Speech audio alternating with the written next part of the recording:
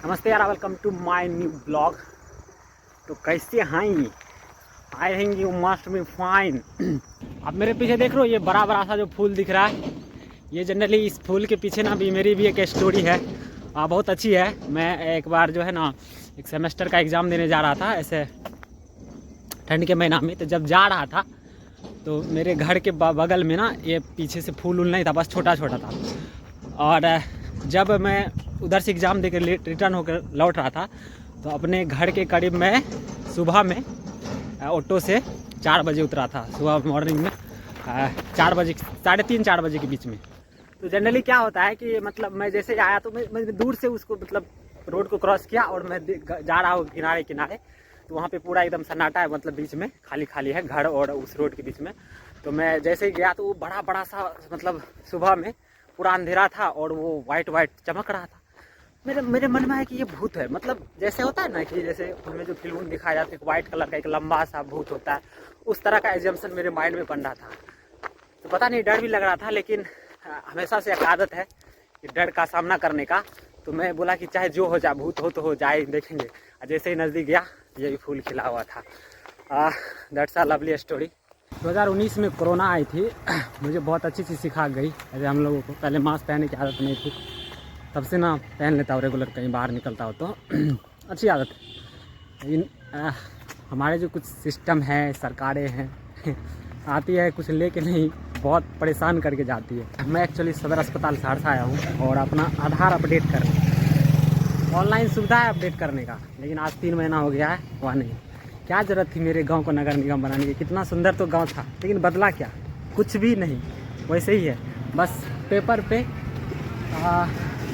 गांव से नगर निगम बन गया है, बाकी सब कुछ वही है। और एक चीज़ बदला है, पहले जहां इंदिरा आवास में लोगों को कुछ पैसे मिलते हैं, कम मिलते थे, अभी ज़्यादा मिलते हैं, लेकिन सामान की कीमतें वही थी।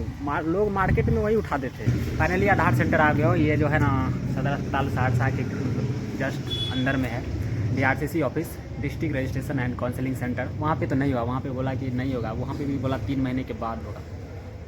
यहाँ आया हूँ, दिया हूँ, देखता हूँ होता है कि नहीं। जनरली कोई फ़र्क नहीं पड़ता, लेकिन वो क्या है ना कि मुझे जितना भी ID था उस पर ना एड्रेस को अपडेट करना था, क्योंकि एड्रेस बदल चुका है तो कर क्या सकते, बदलना तो पड़ेगा ही। क्योंकि बहुत सारे मतलब कुछ फॉर्म डाले हैं ना, तो उसमें ना वो एड्रेस चेंज किया हो, ठीक है। तो उस हिसाब से देखता हूँ अभी, क्योंकि वोटर ID कार्ड पे जाओ तो आधार मांगता है, आधार पे मांगो तो कुछ वोटर ID कार्ड सब मांगने लगता है, तो थोड़ा सा है ना लोचा है। बट क्या कर सकते, what should I do.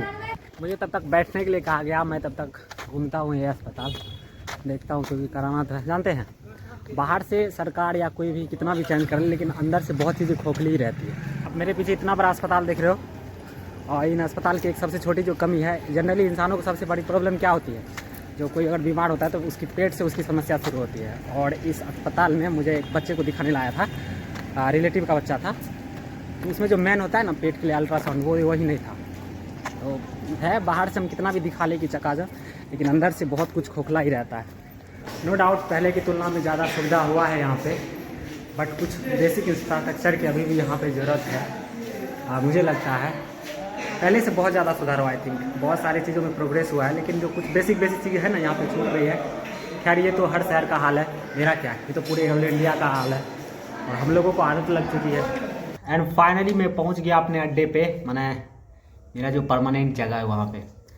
Actually होता क्या है कि मैं छोटे छोटे जो काम होते हैं ना, जो मार्केट का काम रहता है, उसे मतलब 15 दिन 20 दिन का काम ना इकट्ठा करके रख लेता हूँ, जमा करके, और किसी एक दिन टाइम निकाल के जाता हूँ और सारे काम उधर से निपटा के आ जाता हूँ। वो तो आधार अपडेट कराने में लेट हो गया, नहीं तो जल्दी आ जाता। ये दवाई लेनी थी, होम्योपैथ का है, पापा का है। ये दवाई ना बड़ा इंटरेस्टिंग है ना। ये दवाई में क्या है, ये हमारी दादी माँ का दवाई है, और ये जो है ना ब्लड प्रेशर को कंट्रोल करता है। नाम क्या है इसका, एसोमैक 2.5 है। और इस दवाई की जो मतलब इसको कोई देख के समझ सकता है कि ये हार्ट की दवाई है, क्योंकि इनका जो शेप है टैबलेट्स का, वो हार्ट के आकार का बना हुआ है। मैं खोल नहीं सकता हूँ। अब ये दवाई देने जाऊँगा, क्योंकि ऐसे करने से ना मतलब BP कंट्रोल में रहता है ना, तो BP कंट्रोल का ही है। ज़्यादा ब्लड ज़्यादा बढ़ गया तो फिर दिक्कत हो जाएगी। तो आज का ब्लॉग यहीं पे ख़त्म करते हैं, मिलते हैं नेक्स्ट ब्लॉग में, तब तक के लिए बाय।